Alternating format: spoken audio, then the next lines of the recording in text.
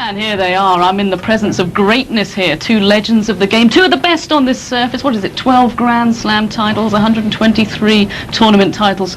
You boys better be good this afternoon after that build-up. It looks as though Stefan's been out practicing and you haven't, Boris. Actually, I have been practicing. I had lunch and I have to do a television job here. So you're just you're fit, you're keen, and you're I ready have my to go. tennis gear in the locker room, just in case you're wondering. I'm pleased about that. Stefan, nice to welcome you here this week. You look as fit as you did from the last time you played here. But not quite as fit. But times go quickly. But it's really nice to be back here, and I've played here. I think every year that I played.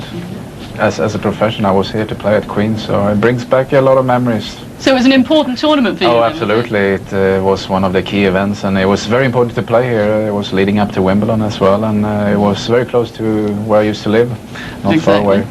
So how is the form then, if you've been out practicing? It's okay, I would say. It's not as good as it was before, obviously, but I try to keep up and play a few times a week just to keep the fitness. The only thing that I'm missing is match practice, but we get a good challenge here today. He always downplays it before, so that's his strategy. I know him already. So. Have you got your tactics sorted out then? Mark? Yeah, and I'm in bad shape today. My knee's hurting. I can hardly walk. I'll tell you what, we've got one email in here from Ed Craig from Newcastle, because we're asking people to email in, and please do email us if you want to ask the boys a question. We said, will we see any diving from Boris today, or won't the bones allow it anymore? Well, we'll see. Depends how far away he's going to play when he's back in. But the problem with diving is I have to get up back on my feet. That's the only problem I have. Okay, well, if we won't see it today, let's just remind you, here's Boris at his athletic best, and maybe we should just get a comment from you. This looks quite a while ago. This is about That was match point against Kevin Curran, 85. Oh, not that you remember it very well then. Yes, I remember the haircut. Yeah. That was the Did you realise just how big a deal that was, winning Wimbledon at 17? No, I had no idea. I thought it was an important tournament here in England, but I didn't know it was the championship, and that my life would change that dramatically. So I just did what I thought I had to do, and all of a sudden I became this phenomenon. I've got to say the shorts were quite short there. Is that going to be the key to this afternoon as well? Well, mine are far longer now, far longer. But diving around there, is it true that you used to practice on all these mattresses and diving, or is that another part of history? Unfortunately it's not true. It's by instinct, because it's too quick at that moment that you actually have a time to think about, now I'm going to dive. It has to come spontaneous, and just the way I always like it. Well, I'm sure you at home have got a lot of questions for the boys, so let's remind you of our email and text address. There you are. Contact us via the website www.bbc.co.uk/tennis. Text us 07940 924 924. You better be quick though, because they're only here for a few minutes.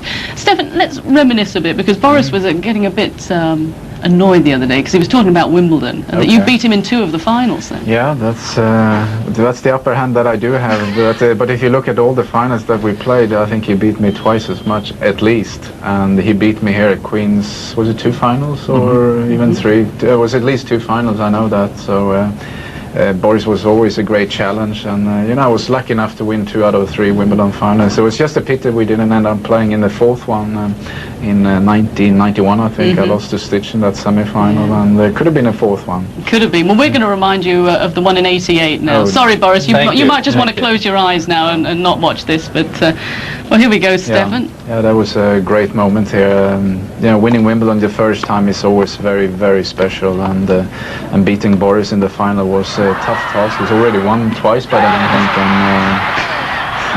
It's amazing how you remember that. I mean, both of your reactions.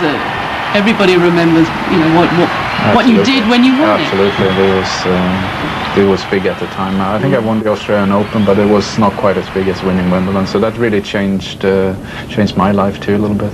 Was that the goal? I mean, who was your idol? Who did you? Because you're not in the mould of most sort of Swedish tennis players. No, I'm not. I'm quite different, and even today, obviously Borg was my idol at the time, and he was a great player, and I watched him in all his finals. But I think I developed my own style, and I think everybody needs to find their style of playing, because you can't play like everybody else. You need to find what's best for you, and I think it's the same with Boris. He's found his style, and that's the really important thing. Who was your idol growing up? My idol was Bjorn Borg as well, because he was the guy winning Wimbledon all the time, and those times we didn't have much tennis on television in Germany. We had always the Wimbledon final, and therefore he was the 5-time winner.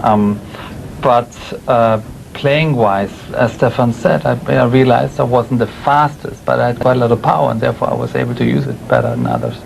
Talk just briefly about each other. I mean, what was the strengths? What's worried you most about Stefan's game?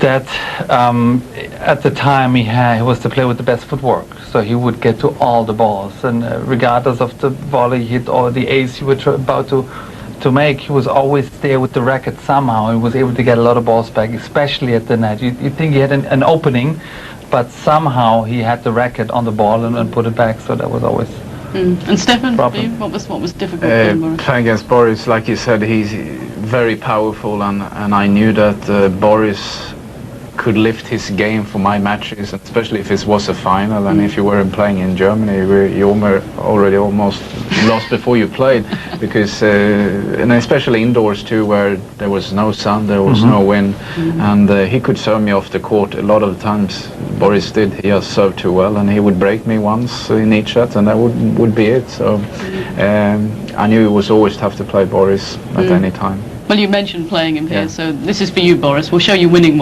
this one, okay? This was the final back in '96 again, and a shorter haircut there, Boris. Yeah, I say. and longer by Stefan. That was my last victory, wasn't it? In '96. Yeah, it was. Yeah. How important was winning here? Well, that gave you. Get one over on Stefan. Well, obviously I knew if I go to Wimbledon, I want to win Wimbledon, I have to beat Stefan along the way. It'll be the final or the semi-final. So beating him in the Queen's here before gave me a good incentive to know, okay, now I have a feel how I have to play him at this particular time. And that's why it was always so important to play in the Stellato, because it, similar court, similar, obviously the same city, similar atmosphere. That's the reason why he played, I guess, so many times, why I played so many times. It just gives you a good feel of how well you are before Wimbledon. And because Stefan, that was the last year that you played, was it? It was back in 1996, and it was great ending up playing the final. But how can you play that well and then quit? Oh, that's a good question. But that was one of the highlights of the year. But I said to myself, I wanted to finish my career still playing good tennis, and I was playing quite good tennis in '96. Not my best tennis, but good enough to leave the tour and disappear in my way. Yeah, and we've had a number of emails also asking what you're both doing now. So, and I know you're back in Sweden. It's coaching as well. I'm helping out a little bit in the local club. We set up what we call Växjö Tennis Center, where I work with Kalle Axel Hageskog, the previous Davis Cup captain there. So trying to get the youngsters to come there and study and play full-time tennis at the same time. So I work out there a little bit with them, and I work quite a bit from home actually. I have a little office at home and do work from there and spend quite a bit of time with my family. So quite a busy life, but pretty low-key. Any superstars coming up? From Sweden, it does not look that great, to be honest, but they may surprise me. But it's a bit harder to find the good players nowadays. Oh, yeah.